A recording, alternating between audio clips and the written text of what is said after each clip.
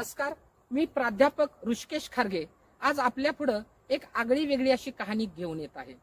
खरं तर मी कवी आहे, व्याख्याता आहे, कीर्तनकारी आहे, परंतु या सर्वाहून माझी मोठी ओळख एक आहे, ती म्हणजे मी एक शेतकरी बापाचा शेतकरी मुलगा आहे। आणि त्यामुळे शेतामध्ये काम करत असताना एक दिवशी माझ्या लक्षात आलं की ही जी वैरण आपण कापतोय त्या खुरप्याची धार बोथट झालेली आहे। ते खुरप मी घेतलं आणि माझ्या गावातल्या चौकामध्ये असणाऱ्या लोहार मामांच्या दुकानामध्ये गेलो। तिथं ते लोहार मामा एका कुऱ्हाडीच्या पुढच्या तोंडाला काय करत होते तर पाजळत होते।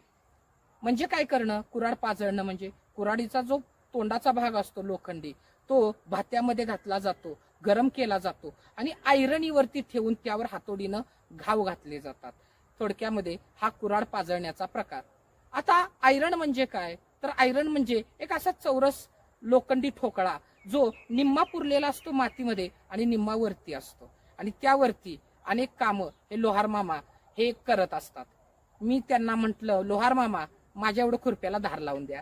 मला ते लोहार मामा हसून म्हणाले, मास्तर जरा बसा, एवढं हातातलं काम संपवतो आणि मग तुमचं काम करून देतो।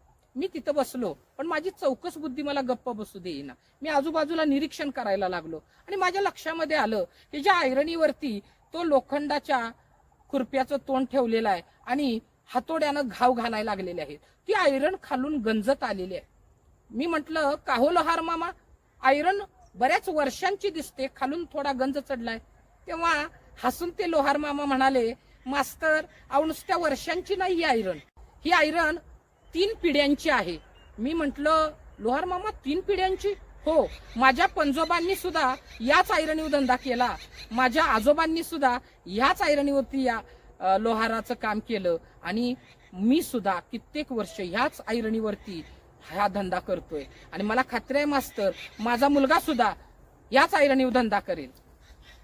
या ठिकाणी मला आश्चर्य वाटलं, एवढी जुनी आयरण, परंतु ज्या हातोड्यानं ते घाव घालत होते तो हातोडा मात्र चकचकीत दिसत होता।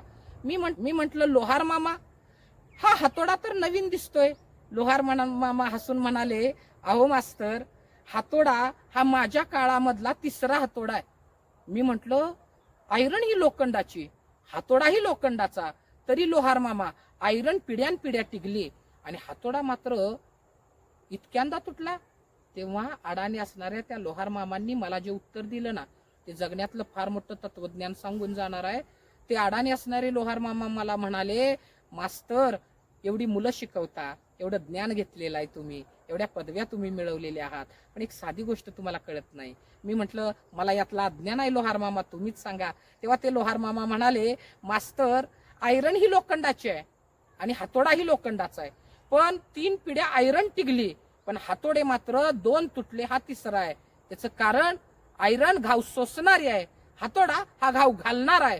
घाव घालणारी माणसं असोत नाहीतर वस्तू असो काळाच्या पटलावर मोडून पडते, परंतु घाव सोसणारी माणसं असोत किंवा वस्तू असो ती काळाबरोबर टिकतात, काळाच्या पटलावरतीही टिकतात आणि त्यामुळं आपण आघात सोसून जगता आलं पाहिजे।